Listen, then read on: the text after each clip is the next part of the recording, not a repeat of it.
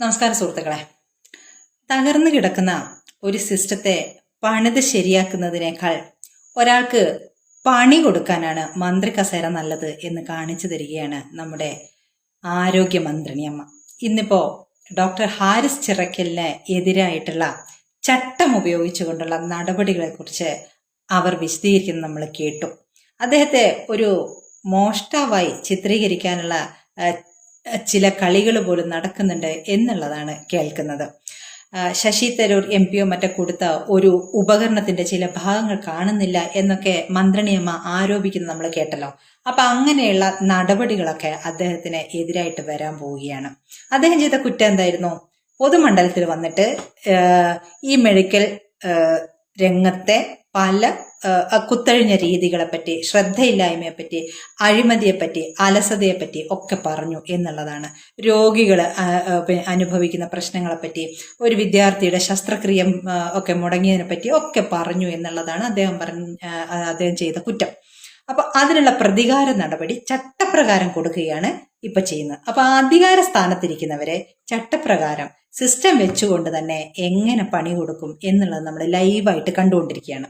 ഇതിപ്പോ ഞാൻ പറയാൻ കാരണം എന്താ വെച്ചാല്, നമ്മള് മലേഗാവ് സ്ഫോടനത്തെ പറ്റി കേട്ടിട്ടുണ്ട്. കാവ്യ ഭീകരത, ഹിന്ദു ഭീകരത എന്നൊക്കെയുള്ള ആ പദങ്ങൾ ഉയർത്തിക്കൊണ്ടുവരാൻ വേണ്ടി സോണിയ മെയ്നോയുടെ നേതൃത്വത്തിലുള്ള UPA സർക്കാർ അന്ന് ഉപയോഗിച്ചതാണ് മലേഗാവ് സ്ഫോടനം. അത് ആസൂത്രണം ചെയ്തത് പാകിസ്ഥാൻ ചായ്വുള്ളവരായിരുന്നുവെന്നും അതിലെ പ്രതികള് മറ്റു പലരും ആയിരുന്നുവെന്നും ആദ്യമേ അവരായിരുന്നു പ്രതികൾ അറസ്റ്റ് ചെയ്യപ്പെട്ടത് എന്നൊക്കെയുള്ളത് വാസ്തവമായിരിക്കെ ഇതിൽ കേണൽ പുരോഹിതിനെയും സന്യാസിനിയായ പ്രഗ്യാ സിംഗ് ഠാക്കൂറിനെയും എന്തിനാണ് ഇതിലേക്ക് വലിച്ചിഴച്ചത് എന്നുള്ളത് അന്നത്തെ സിസ്റ്റം ചട്ടപ്രകാരം ചെയ്ത ഒരു ഭീകരതയാണ്.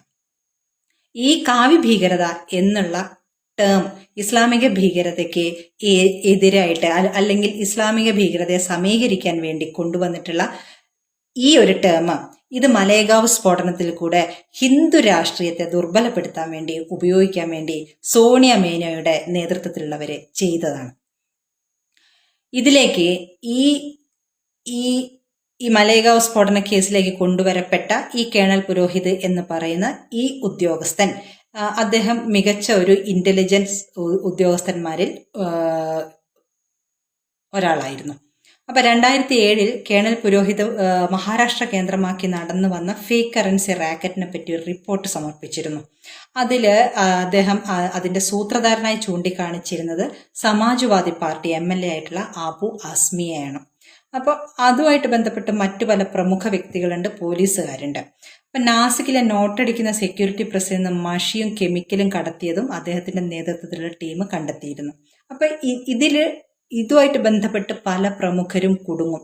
ഈ കേസ് പൊതുമണ്ഡലത്തിലേക്ക് ഈ റിപ്പോർട്ട് വന്നിട്ടുണ്ടെങ്കിൽ പലരും കുടുങ്ങും എന്നുള്ളത് ഉറപ്പാണ്. അപ്പം ഈ കേണൽ പുരോഹിതനെ പൂട്ടാനും പറ്റും.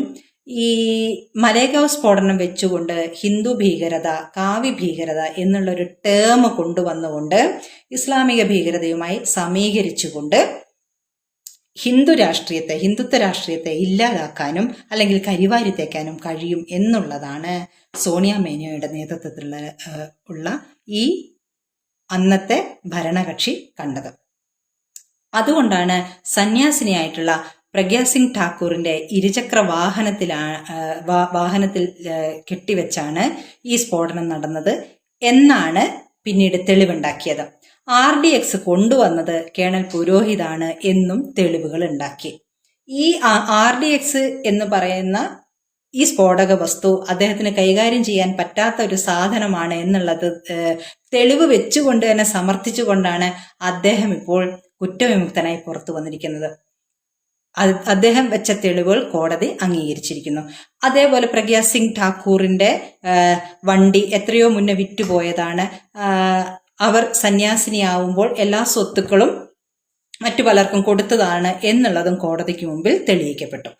അങ്ങനെ അവർ നിയമ നടപടികൾ നേരിട്ടുകൊണ്ട്, മർദ്ദനങ്ങൾ നേരിട്ടുകൊണ്ടാണ് ഇപ്പോൾ 17 വർഷങ്ങൾക്ക് ശേഷം പുറത്തു വന്നിരിക്കുന്നത്. അപ്പൊ ഞാൻ പറഞ്ഞെന്താ വെച്ചാല്, ഒരു സിസ്റ്റം പിന്നെ ഉപയോഗിച്ചുകൊണ്ട്, ചട്ടം ഉപയോഗിച്ചുകൊണ്ട് ഒരാളെ എങ്ങനെ പൂട്ടുന്നു, ആ ഒരു ഉദ്യോഗസ്ഥനെ ഉപയോഗിച്ചുകൊണ്ട് അവർ എന്തൊക്കെ ഉദ്ദേശിച്ചോ അതൊക്കെ നടപ്പാക്കാനുള്ള ഒരു ശ്രമമായിരുന്നു നടന്നത്.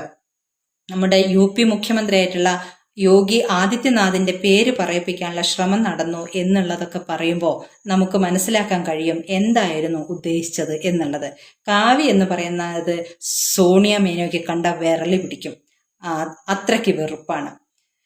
അപ്പോ ഈ കേണൽ പുരോഹിത് കാരണമാണ് സിമി എന്ന് പറയുന്ന ഈ നിരോധിക്കപ്പെട്ട സംഘടനയുണ്ടല്ലോ അതിനെ കൂട്ടിക്കെട്ടാൻ കാരണം. പിന്നെ സക്കീർ നായിക് എന്ന് പറയുന്ന മുസ്ലിം മതപ്രഭാഷകനെ ഇന്ത്യയിൽ ഇപ്പോൾ അദ്ദേഹത്തിന് കാല് കുത്താൻ പറ്റാത്ത വിധത്തിൽ ആയതുമൊക്കെ അതിലൊക്കെ അദ്ദേഹത്തിന് വലിയ പങ്കുണ്ട്. അപ്പോൾ ഈ കേണൽ പുരോഹിതനോട് ആർക്കൊക്കെ വിരോധം ഉണ്ടാവും എന്നുള്ളത് നമുക്ക് ഊഹിക്കാൻ പറ്റുമല്ലോ. അപ്പോൾ അദ്ദേഹത്തിനെ പൂട്ടാനും പറ്റും, കാവ്യഭീകരത എന്നുള്ള കാര്യം ഉയർത്തിക്കൊണ്ടുവരാനും പറ്റും. അതിൻ്റെ കൂടെ ഇങ്ങനെ യോഗിയുടെയൊക്കെ പേര് പറയിക്കാൻ പറ്റിയാൽ അപ്പോൾ ഹിന്ദു നേതാക്കന്മാരെയും ഇല്ലാതാക്കാൻ പറ്റും. മൊത്തത്തിൽ രാഷ്ട്രീയ നേട്ടം ഉണ്ടാക്കാൻ വേണ്ടി ഒരു വ്യക്തിയെ സിസ്റ്റം ഉപയോഗിച്ചുകൊണ്ട്, ചട്ടം ഉപയോഗിച്ചുകൊണ്ട് കുടുക്കിയതാണ് നമ്മൾ കണ്ടത്. അപ്പോൾ ഇതുപോലെ തന്നെ കൊടുക്കാൻ ശ്രമിച്ചതായിരുന്നു ഗോത്രാനന്തര കലാപത്തിൽ നരേന്ദ്രമോദിയെ കുടുക്കി. അദ്ദേഹം നിയമ നടപടികൾ നേരിട്ടുകൊണ്ടാണ് ഇപ്പോൾ അദ്ദേഹം പ്രധാനമന്ത്രിയായിരിക്കുന്നത്. അതുപോലെ തന്നെ ആഭ്യന്തരമന്ത്രിയായിട്ടുള്ള അമിത്ഷായിനെ ജയിലിൽ അടച്ചിട്ടുണ്ട്. അദ്ദേഹത്തിന് ഗുജറാത്തിലേക്ക് കാലുകുത്താൻ പറ്റാത്ത അവസ്ഥയുണ്ടായിരുന്നു. അപ്പം എല്ലാവരും നിയമ നടപടികൾ നേരിട്ടുകൊണ്ടാണ്, രാഷ്ട്രത്തിന് ജീവിതം സമർപ്പിച്ചുകൊണ്ടാണ് ഇന്ന് ഈ മണ്ണിൽ നിൽക്കുന്നത് എന്നുള്ളതാണ് നാം മനസ്സിലാക്കേണ്ടത്. രാഷ്ട്രായ സ്വാഹ ഇദം നമഃ.